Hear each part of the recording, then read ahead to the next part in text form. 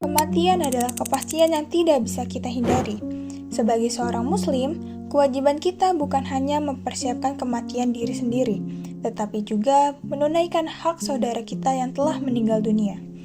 Dalam video ini, kita akan mempelajari tata cara pengurusan jenazah laki-laki secara lengkap, mulai dari bimbingan sakaratul maut, memandikan, mengkafani, hingga menyolatkan jenazah.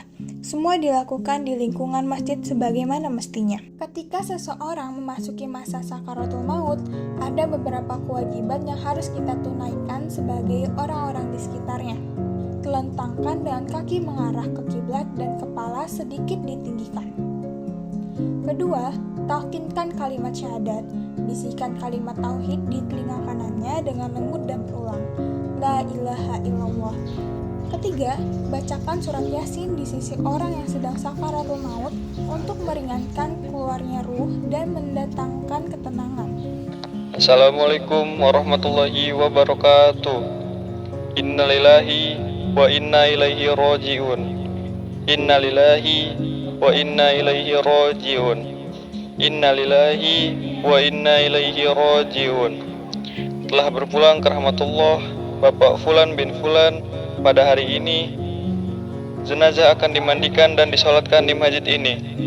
Seluruh warga dan jamaah diharapkan hadir untuk membantu kepengurusan dan menyolatkan jenazah. Terima kasih. Wassalamualaikum warahmatullahi wabarakatuh. Memandikan jenazah hukumnya fardu kifayah.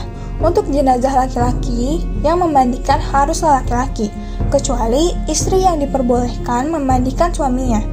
Siapkan 3 jenis air. Pertama, air bersih biasa. Kedua, air yang dicampur daun bidara atau sabun untuk membersihkan. Ketiga, air yang diberi sedikit kapur barut untuk bilasan terakhir sebagai pewangi. Langkah 1, niat. Niatkan dalam hati untuk memandikan jenazah fardu kifayah karena Allah Ta'ala. Langkah 2, bersihkan najis terlebih dahulu. Tekan perut jenazah dengan lembut untuk mengeluarkan sisa kotoran, lalu bersihkan dengan air. Mandikan seluruh tubuh, mulai dari bagian kanan lalu kiri. Gunakan air daun bidara untuk membersihkan rambut, kepala, dan seluruh badan.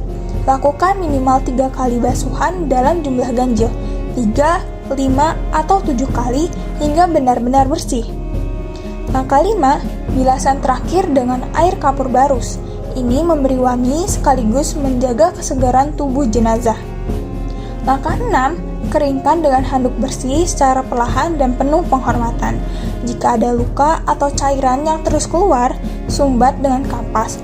Potongan kuku atau rambut yang rontok selama proses ini dikumpulkan dan ikut dikuburkan bersama jenazah.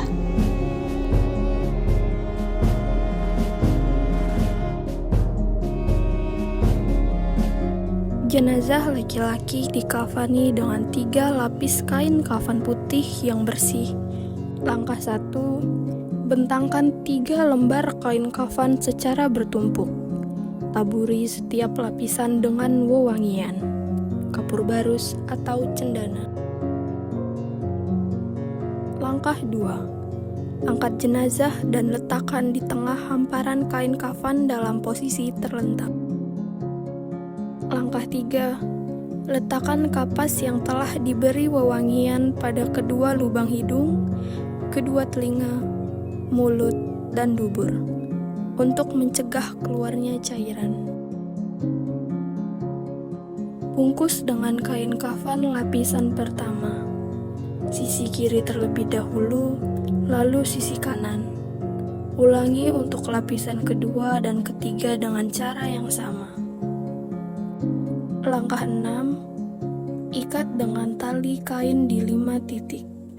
Kepala, dada, pinggang, lutut, dan kaki. Ingat, ikatan ini tidak dikencangkan kuat. Ini hanya pengikat sementara yang akan dilepas saat jenazah dimasukkan ke liang lahat. Sholat jenazah hukumnya fardu kifayah. Semakin banyak jemaah yang menyolatkan, semakin besar manfaatnya bagi almarhum. Rasulullah SAW bersabda, tidaklah seorang muslim meninggal dunia lalu disolatkan oleh 40 orang yang tidak menyekutukan Allah, melainkan Allah akan menerima syafaat mereka untuknya. Hadis riwayat Muslim. Untuk jenazah laki-laki, imam berdiri sejajar dengan kepala jenazah. Salat jenazah terdiri dari 4 takbir tanpa ruku dan sujud.